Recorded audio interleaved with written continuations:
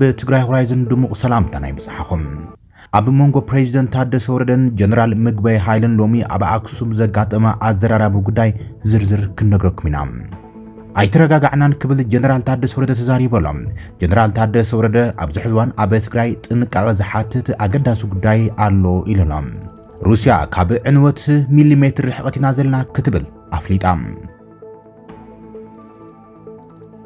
እዚ ከም ዝልን ከሎ ፕሬዚደንት ትራምፕ ንመልሲ ኣያቶላ ዓሊ ኸማኒ ስዒቡ ኣብ ልዕሊ ኢራን ኣሜሪካ ክትጥቅዕ ከም ትኽእል ተዛሪበሎም ሩስያ ኣብ መንጎ እስራኤልን ኢራንን ዘጋጠመ ኩናት ደውን ምባል ከተሸማግል ቅሩብነት ኣገሊጻላ ዝብሉም ዝተፈላለዩ እዋናዊ ምዕባለታትን ሓደሽቲ ዜናታትን ክነካፍለኩም ኢና ሰብስክራይብ ላይክ ሼር እንዳገበርኩም ዜናታትና ተኸታተሉም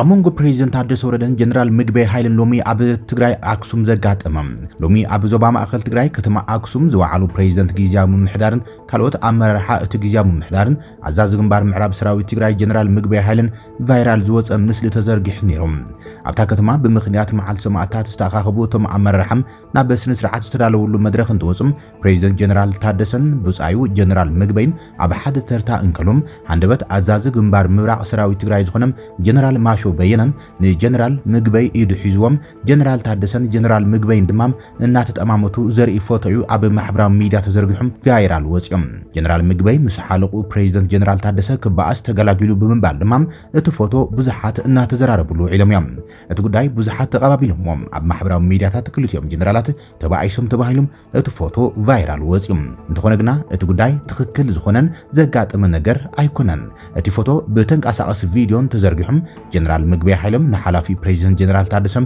ክባኣስና ተገላገለ ዘይኮነስ ኣዛዚ ግንባር ምዕራብ ጀነራል ምግበይ ብወሰን ነይሮም ኣብ መንጎ ድማ ኣብ ጎኑ ዝነበረ ድማ ብፃዩ ጀነራል ማሾ በየነም ኢዱ ሒዙ ናብ ጎኒ ፕሬዚደንት ታደሰን ክኸውን እዩ ብምሕስነት እንትሕልፎ ዝረአ ነቲ ቪድዮ ስዒቡ ኣብ ሓደ መድረኽ ተረኺቡ ነቲ ኣብ ማሕበራዊ ሚድያ ቫይራል ዝወፀ ሙስሊም መብርሂ ዝሃበ ጀነራል ምግበይ ሃይሎም እቲ ሎም መዓልቲ ኣብ ኣክሱም ዝተኻየደ ስነ ስርዓት ዕውት ከም ዝነበረን ጸላእቲ ብሓድነትና ስለ ዝሓረሩን ዘርኢ እምበር ምንም ምኽንያት የብሉን እዩ ክብል ተዛሪበሎም ተጋሩ ጥንካረ ኣብ ሓድነትና ኣብ ሓድነትና ተረኣየት ሎማ ኣንቲ ማዕበል ጣዕም ንኩላህና ዘኹርዕ ስለ ዝሕረቐቶ ሙሲ ነኖ ዓለም ይባእሱ ኢሎም ስለሰ እዚ ክሳብ ሽተይና እታ መድረኽ ፅቡቕት ምዃን ኢኻ ትርእሞ ካልእ ምንም ምክንያት የብሉ እታ መድረኽ ጣዕሚ ዕዉት ስለ ዝኾነ ብፃይ ታደሰ ዝሕለፎ መልእኽቲ እውን ንኩላህና ብጣዕሚ ዘኹርዕ መልእኽቲ ሕሊፉና ሎማዓንቲ ስንቅና እዩ ንኩላህና ስለዚ እዛ መድረኽ እዚኣ ከመይ ጌርና ነበላሽዋ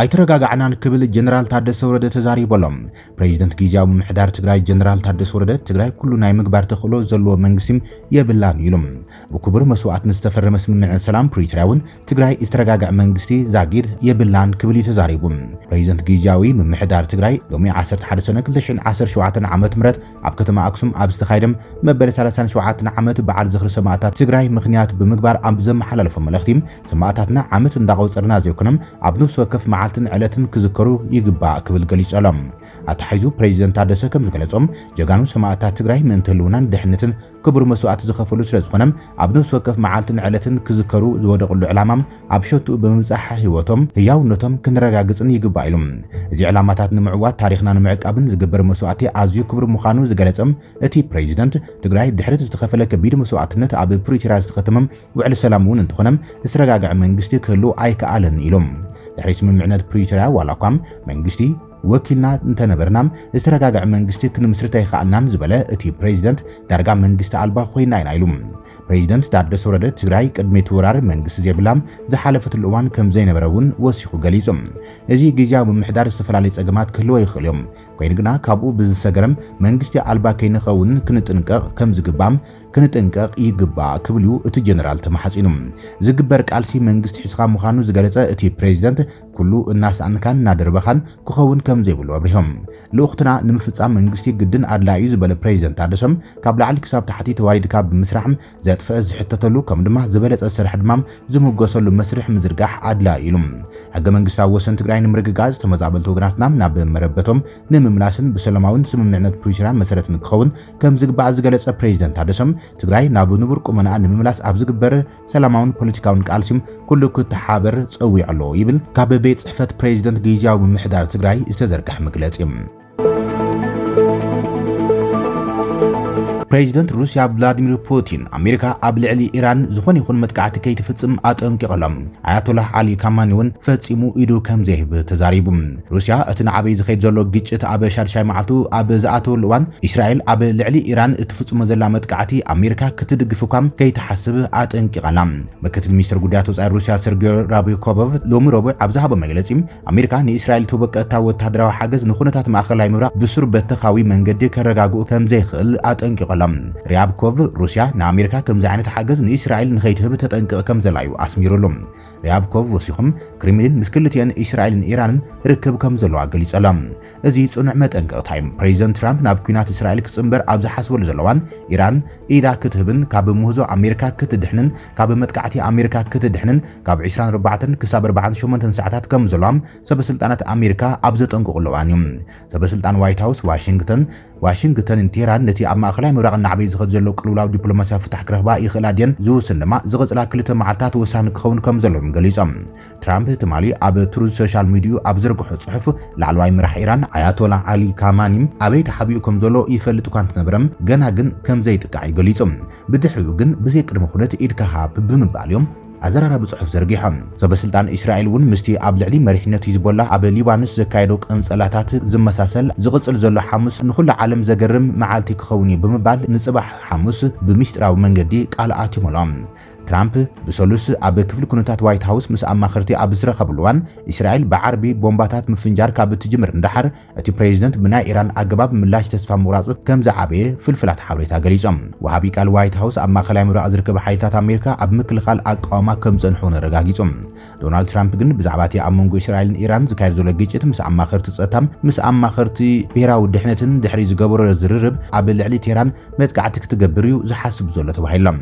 ካማኒ ኢራን ፈጺማ ኢዳ ኣይትህብን እያ ምትእታው ኣሜሪካ ድማ ዘይዕረ ዕንወት ከጋጥማ እዩ ብምባል ንኣሜሪካ ኣጠንቂቖም። ላዕለዋይ ምራሕ ኢራን ኣያቶላ ዓሊ ካማኒ ንህዝቢ ኣብ ዝሃብዎ ዕላዊ መግለጺ ፕሬዚደንት ኣሜሪካ ዶናልድ ትራምፕ ካብቲ ግጭት ብዘይ ቅድመ ኩነት ክወጽም ድሕሪ ምሕታቱም ሕዚ ኣብ ሻድሻይ መዓልቱም ቴህራን ፈጺማ ኢዳ ከም ዘይትህብ ገሊፆም ኣሎም። ኣያቶላ ዓሊ ካማኒ ብሓደ ኣቕራቢ ቴሌቪዥን ኣብ ዘንበቦ መደረም ኢራን ልክዕ ከምቲ ኣንጻር ዝተገደደ ሰላም ጸኒዓም ደው ክትብል እያ ኣንጻር ዝተገደደ ኩናት ድማ ጸኒዓ ክትዋጋእ ክብልዮም ኣጠንቂቑ ሰላም። እስራኤል ብዓርቢ ሃንደበታ መጥቃዕቲ ካብ እትጅምር እንዳሓር ንፈለማዋን ኣብ ቴሌቪዥን ኣብ ዝሃብዎ መግለጺ ኣያቶላ ዓሊም እዚ ህዝቢ ኣብ ቅድሚ ምጽዓን ዝኾነ ሰብ ኢዱ ኣይህብን ኢሎም። ካማኒ ብተወሳኺ ኣብ ቀረባ እዋን ትራምፕ ዝሃብዎ መግለጺታት ብምጥቃስ ኢራን ንሃገር ኢራንን ታሪኻን ዝፈልጡ በላሕቲ ሰባት ነዚ ህዝቢ ብዘስግእ ቋንቋ ፈጺሞም ኣይዛረቡን እዮም ኢሎም። ኣሜሪካውያን ዝኾነ ይኹን ወተሃደራዊ ምትእታው እንተገይሮም ብዘይ ዝኾነ ምሕረት ዕንወት ከም ዘጋጥሞም ክጠራጥሩ የብሎምን ክብሉ እዮም ኣያቶላ ዓሊ ካማኒ ንኣሜሪካውያን ጠንቂቖም። ካማኒ እስራኤል ብወፍራም ዓብዪ ጌጋ ከም ዝፈጸመት ብምግላጽ ክቕጽዑ ምዃኖም ንእስራኤላውያን ተሓንየሎም። ካብ ሓደጋ ሚሊሜትር ርሒቕና ኣለና ብምባል ድማ ምስ መጥቃዕቲ እስራኤል ኣብ ልዕሊ ትካላት ኒውክሌራዊ ኢራን መሰረት ብምግባር ሩስያ ጠንቂቓላ። ሩስያ ብሰንኪ ቀጻሊ መጥቃዕቲ እስራኤል ኣብ ልዕሊ ትካላት ኒውክሌር ኢራን ኣብ ሓደጋ ሚሊሜትር ርሕቐት ኢና ዘለና ክትብል ኣጠንቂቓላ። ወሃብ ቃል ሚኒስትር ጉዳያት ወጻኢ ማርያ ዛካሮቭ ሎሚ ንጋዜጠኛት ኣብ ዝሃበቶ መግለጺ መዓልታዊ ኣብ መዓልቲ ብዙሕ ግዜ ኣብ ኢራን ኣብ ትሕቲ ቁጽርቶም ኣብኡ ዘለዉ ተዓዘብቲ ዓለምለኻዊ ተቆጻጻሪ ኣቶሚክ ቦምባም ዝርከቡ ሰላማዊ ሲቪላዊ ትሕቲ ቅርጺ ዘለዎም ኒውክሌራዊ ትካላት መጥቃዕቲ ሚሳይላት ይፍጸመሉ ኢላ። ሕዚ ካብ ዕንወት ሚሊሜትር ርሒቕና ከም ዘለና ክንርዳእ ይግብአና ድማ ኢላ። ኣምባሳደር ኢራን ኣብ ሕብራት ሃገራት ኣብ ጄኔቫ ቀዲሙ ንመንግስታት ንተግባራት እስራኤል ኣይኹንንን ዘለዎ ብምባል ነቒፎም ነይሮም። እዚ ድማ ሰባት ንሓደጋ ሓደገኛ ምፍሳስ ዘቃልዕ ምዃኑ እዩ ጠንቂቖም። ኮኒልካ ንመሳለጥያታት ኒውክሌር ኢራን ዕላማ ምግባር ንህግራዊ ሕጊ ቻርተር ሕብራት ሃገራትን ከቢድ ምጥሓስ ጥራይ ዘይኮነስ ንኩሎም ኣብ ከባቢና ዘለዉ ሰባት ንሓደገኛ ምፍሳስ ንኽቃልዑም ሓደጋ እውን ኣለዎ ክብል እዩ ኣምባሳደር ኢራን ኣብ ሕብራት ሃገራት ዓሊ ባህሬኒ ገሊፆም። እዚ ኣንጻር ሃገርና ዝፍጸም ኩናት ዘይኮነስ ኣንጻር ሰብኣውነት ዝፍጸም ዘሎ ኩናት እዩ ብምባል ይመሊሶም። ጽባሕ ብህይወት ምህላውና ኣይንፈልጥን ኢና ነበርቲ ብፍርሒ ዝነብሩላ ህይወት ቴህራን ደው ክብል ኣለዎ ኢሎም። እዚ ከምዚ ኢሎም ከሎ ድማ ፕሬዚደንት ትራምፕ ንመልሲ ኣያቶላ ዓሊ ኻማኒ ስዒቡ ሎም መዓልቲ ኣማስዮም ኣብ ልዕሊ ኢራን ኣሜሪካ ክተጥቅዕ ከም ትኽእል ገሊፆም ኣሎም።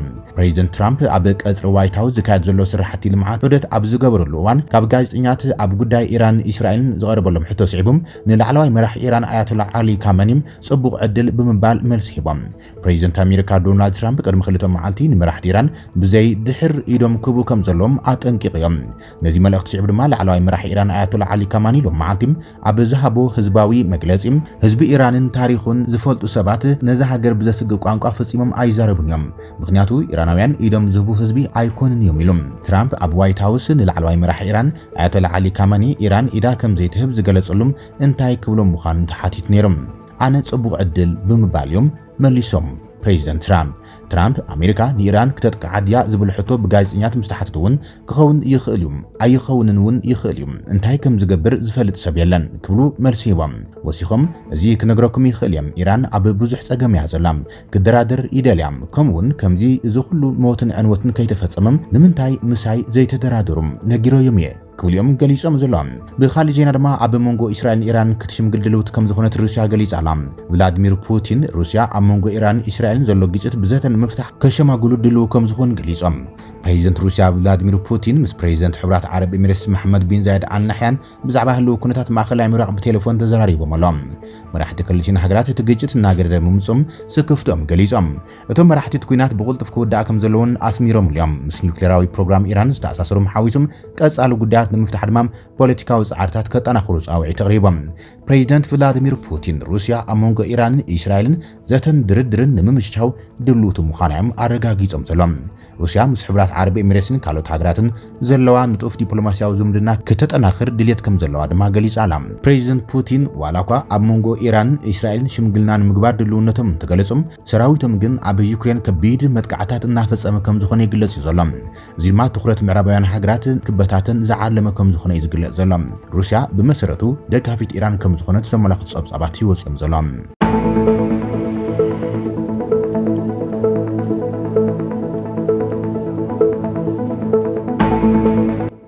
ክብራትን ፍትዋትን ተኸታተልቲ ዜናታትና እዚ ሰዓት ዝተኣኻኽብናይ ሓደሽቲ ምዕባለታትን ዋናዊ ዜናታትን ዛዚምና ኣለና። ስለተሰናይ ምክትታልኩም ነመስግን። ሰላም።